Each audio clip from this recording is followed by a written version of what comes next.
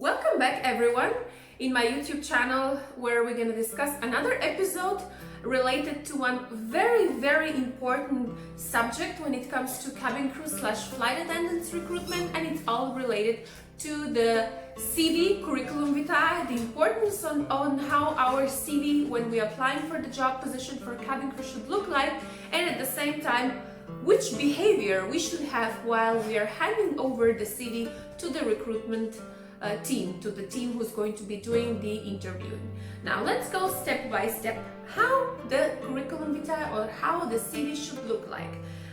Pretty much all the researches that you have been done so far, because I know on the internet there's so many websites where they do make professional CVs for cabin crew, they do give a load of tips for cabin crew, so they're pretty much on the same page on how the CV should be structured and how it should look like. So now let's go step by step.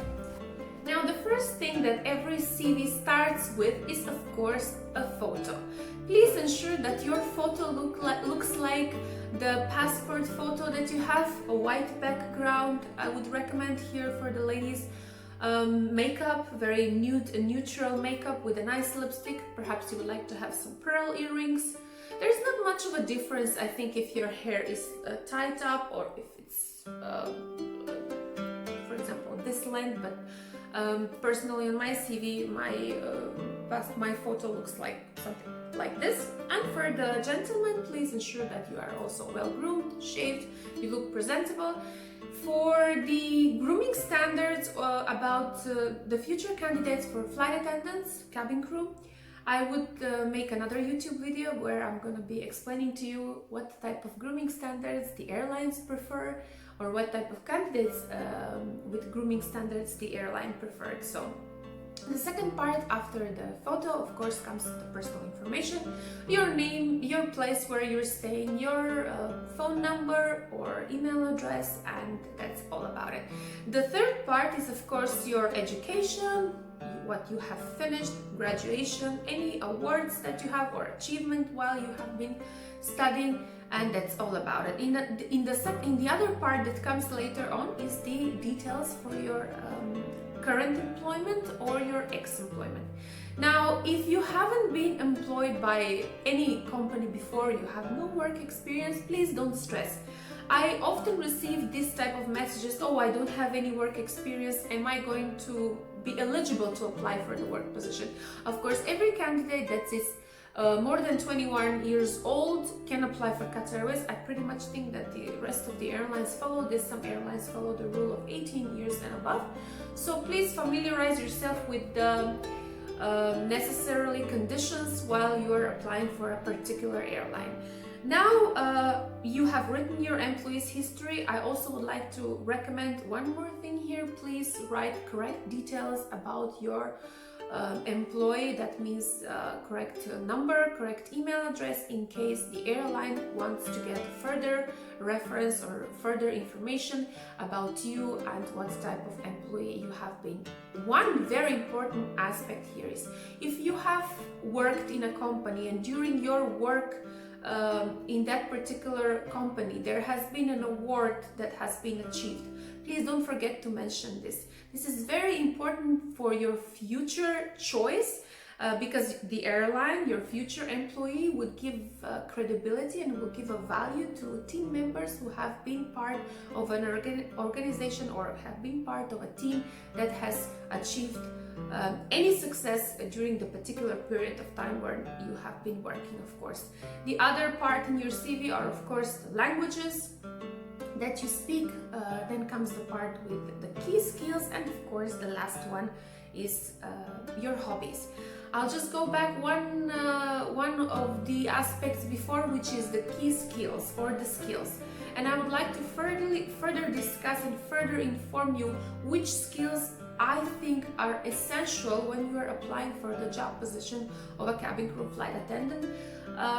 For the simple reason is that this job, it's not like any other job. It requires candidates with certain strength.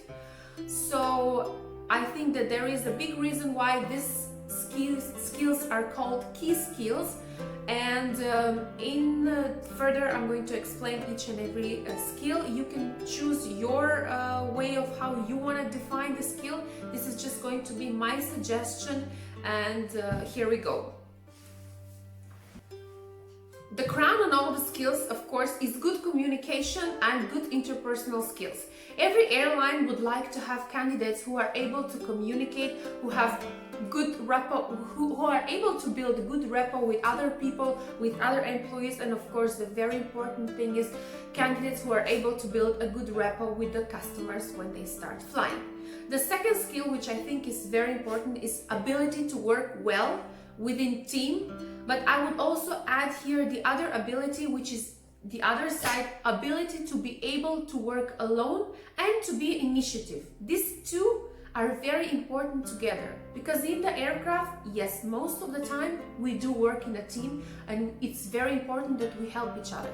When there is a stress situation coming out, we all go into that brainstorming. It's very important that person or any of the team member has an ability to be able to be initiative, to be able to give a solution, and to be able to just immediately wake up everyone.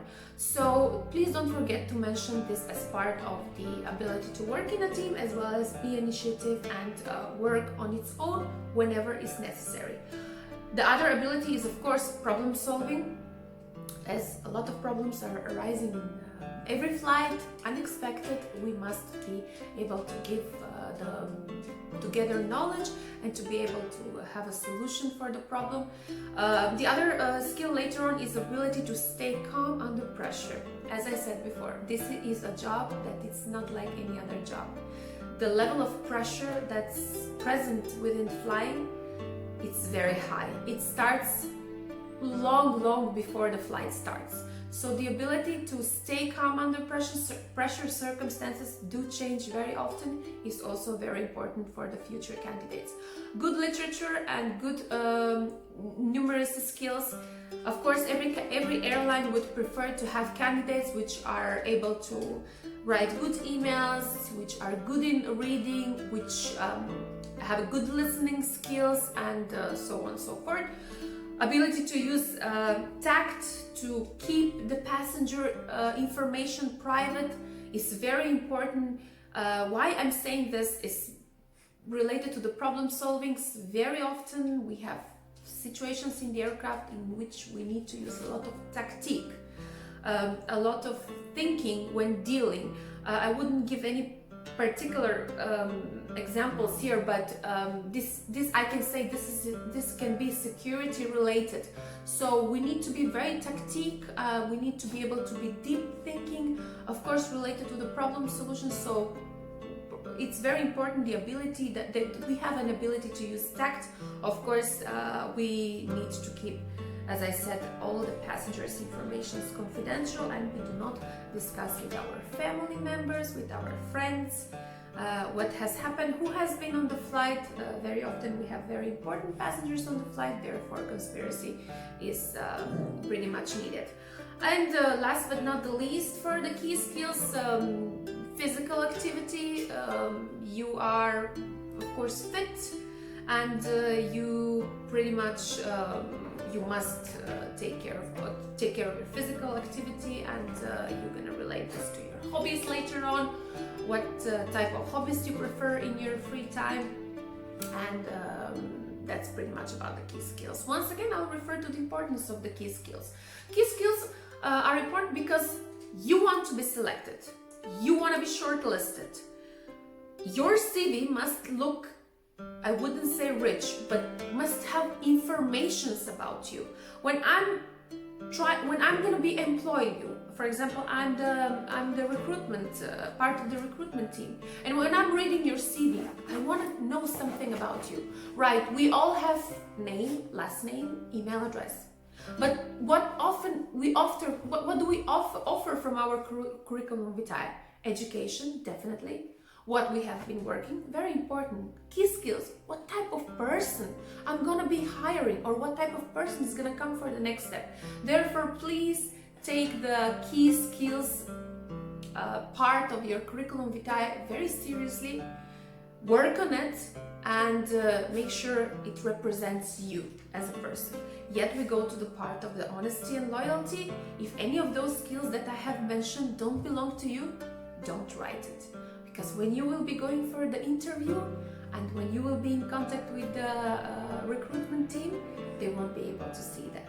So whatever reflects you as a person, please write it down.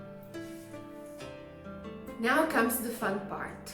Now comes the most important part of your recruitment, and please pay attention to this. You are about to leave your CV to the recruitment team. How do you do that? Determines everything. How much time you have leaving your CV? Not more than 3 seconds for sure. What you're doing in those 3 seconds? It's very, very important. Why I'm saying this is when I went for my interview, I was late because first I went with the CV printed in Macedonian, because 10 years ago I didn't have much information about Qatar Airways. I didn't know how the recruitment goes on. I didn't watch any videos and I wasn't familiarized how things are going on. So I had a CV printed in Macedonian. I was late. I missed out the presentation about Doha until I go back home, of course, and I take the CV in English, print it out.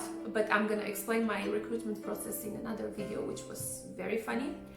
But despite the fact that I was late for my for leaving the CV with the recruitment team, I made it. But I think there was one thing that was essential at that moment is that while I was leaving the CV, I maintained an eye contact and I established a conversation. I acknowledged the problem, why I was late. I was able in 5 seconds to inform the recruitment officer why I was late. I gave an option to her. I told her, this is my CV.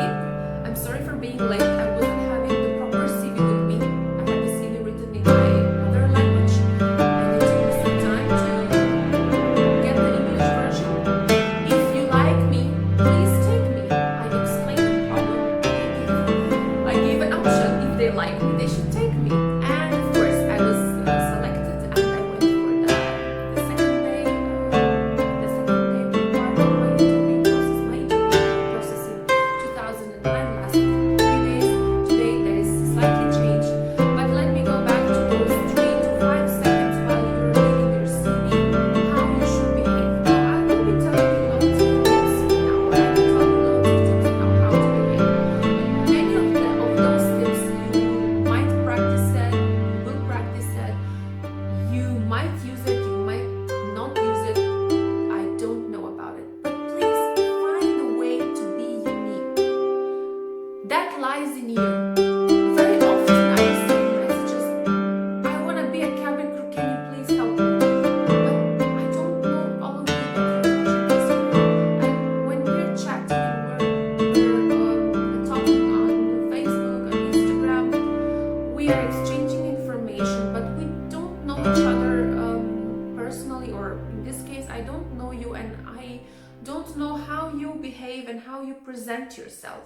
But within you lies the power how you're gonna use those 3 to 5 seconds while leaving your CV. One I told you is maintain an eye contact. The other thing that you can do in those 3 to 5 seconds is compliment the recruitment team. Find something that you would like. For example, you like the earrings she's wearing, you like the shirts she's wearing. Give her an importance in terms of that you are able to notice details. This is very important. The cabin crew job in the Middle East is very much related to details and the ability to pay attention to details. In Qatar Airways, we go to those parts when we are serving the customers. We always make sure that logo of Qatar Airways is facing the customers, because that's a brand. Now, when you are speaking to the recruitment officer, the other tip that I give you, of course, is the compliment. You can mention it. It's very nice weather outside. Maybe I can recommend you places to visit, or find something that will establish a communication. Sometimes they're starting the communication and they're starting the conversation. So don't step out of it. Use those 3 to 5 seconds, and I can promise you that you're gonna make a success out of it. everything has been well organized and everything has been done, you have reached the final interview. And this is also, I would say, the little small decoration on the cake, which makes it to look amazing. I have received so many messages of future candidates who have been rejected after they have been through the interview and they have received a regret email or haven't been taken. When you are talking with the recruitment team, there are always notes taken, and there is always written whatever you have said. It's very, very important. What are you saying? I will give an example with one of the applicants that I have talked about, and she has reached the final interview, but she has been rejected because they have asked her, why you want to work for Qatar Airways? She said a very valid fact. She wants to work for Qatar Airways because it's the best airline and she would like to use her experience to give the best service. And they asked her, what's the best service? And she wasn't able to say it. Now I'm going to ask you, what is the best service? It's very important that when you speak and when you're using words such as I want to work for the best airline, they will ask you, what is the best airline for you? You must be able to say what is the best airline for you. Any criteria that you have, you must have an answer.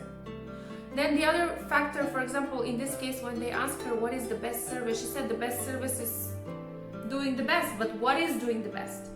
Now, I would say like this, the best service is giving the customers on-time departure and on-time arrival. On-time departure pretty much in cases depends on the cabin crew. We must board the customers on time, assist them with their luggage, make sure the customers are seated, and start our service if we have service. If we don't have service, doesn't matter, but we're closing the doors on time, and we're ensuring everyone is comfortably seated and assisted. We do not walk in the aircraft with the head down. We look up, looking for demands. That's very important. When you want to define a good service, that means the cabin crew looks with her head up and looks within the passenger, is ready to take any request. And when the request has been taken, is acknowledged with the pleasure, and of course within the shortest time frame has been anticipated. Another key aspect that you might mention when you're talking about the good service is that you always have an option for every problem or every complaint. Very often customers have received a service or have received a product that they're not quite happy about.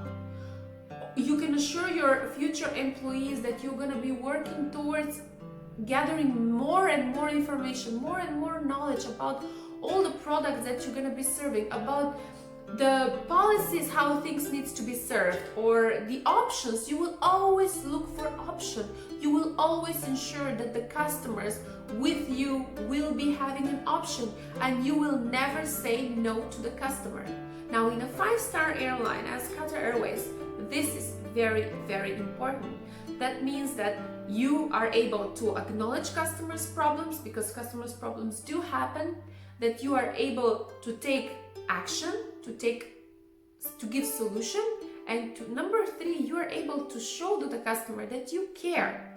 So imagine if you were a customer on an airline that something went not the way you were expecting, and you have paid for a service that doesn't meet the standards it should meet. This is very, very important. So now, when you have been asked the question out of the loop that you are not expecting it, you shouldn't look awkward, you shouldn't look surprised. You have to be thinking for an answer. And I'm sorry to say this, but if I sit here and teach you until tomorrow, you are never gonna know what they will ask you on the interview.